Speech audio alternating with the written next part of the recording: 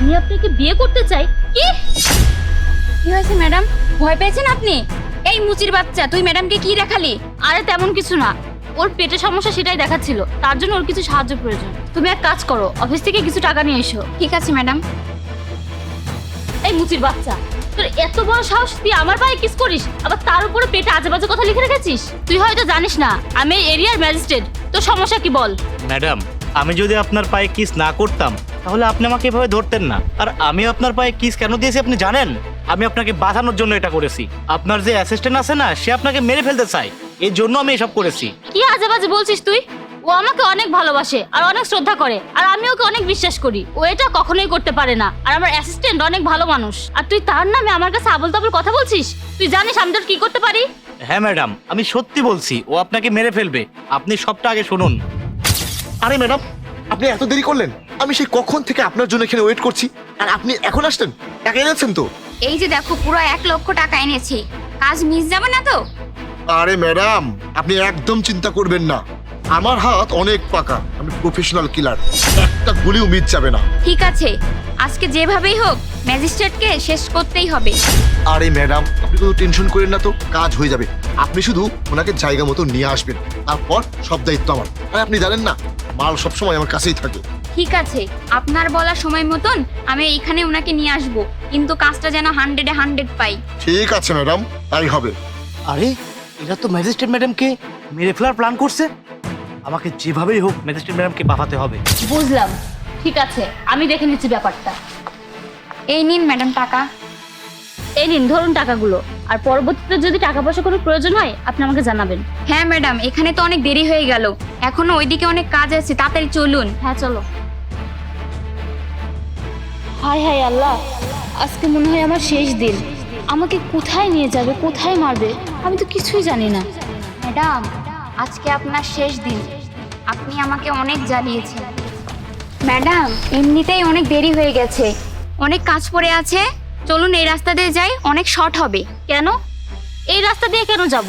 রোজ যেদিক দিয়ে যাই আজকে সেদিক দিয়ে যাব? ম্যাডাম, এই দিক দিয়ে সামনে কিছু বখাটে ছেলে আছে, সবাইকে অনেক জ্বালায়। এখন আমাদের সাথে পুলিশ নেই, শুধু শুধু রিস্ক নেওয়ার কি দরকার? চলুন এই রাস্তা দিয়েই যাই। আচ্ছা ঠিক আছে, চলো।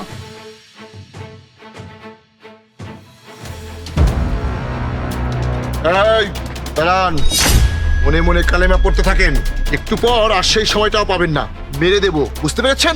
না না, আপনি আমার ম্যাডামকে কেন মারবেন? উনি অনেক ভালো মানুষ, আপনি ওনার বদলে আমাকে মারেন। ঠিক আছে, তোমার ম্যাডামকে ছেড়ে দিলাম, তাহলে তুমি মারার জন্য প্রস্তুত হও।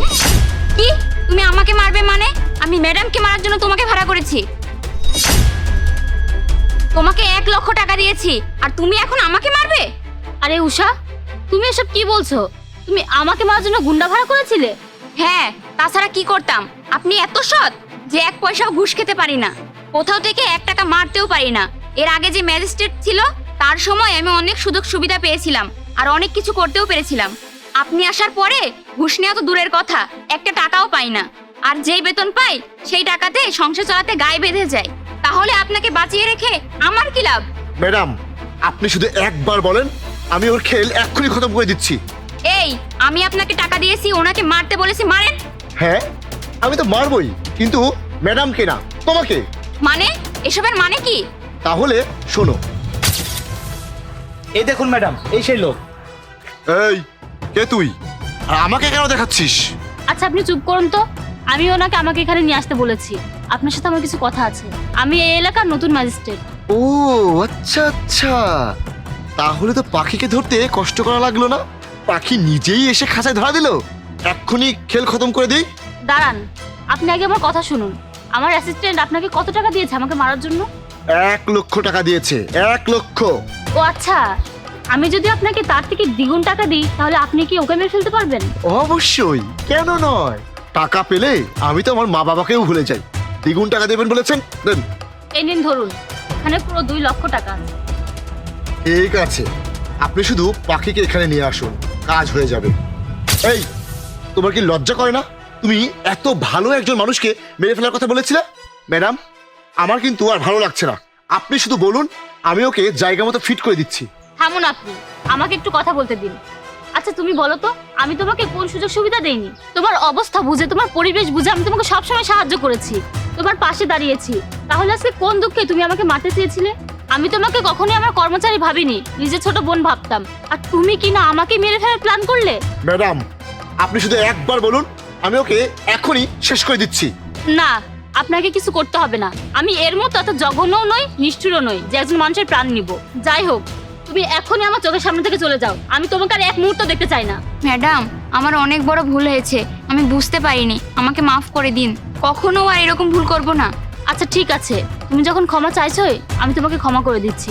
তুমি তোমার বোনের মতো। আমি তোমাকে আজকে ক্ষমা করে দিলাম, কিন্তু দ্বিতীয়বার আমি কিন্তু তোমাকে ক্ষমা করব না, এটা মাথায় রেখো। ম্যাডাম, আপনার সততা আর এই ভালো মানুষই দেখে আমি তো আপনার ব্যক্তিত্বের মুগ্ধ হয়ে গেলাম। আমরা ছোটবেলা থেকেই শুধু এইসব খুন খারাপই করে এসেছি, কিন্তু আজ পর্যন্ত আমাদেরকে কেউ কখনো ভালো পরামর্শ দেয়নি। আর আপনি তো ফেরেশতা। ম্যাডাম, আমি আজকে আপনার সামনে আপনাকে কথা দিচ্ছি, আমি আজকের পর আর কখনোই এসব খারাপ কাজ করব না, কিন্তু আমাকে আপনার পাশে থাকার সুযোগ করে দিতে হবে। আচ্ছা ঠিক আছে, আমি আপনার চাকরির ব্যবস্থা করে দিব। এখন চলুন। ঠিক আছে ম্যাডাম, আপনাকে ধন্যবাদ।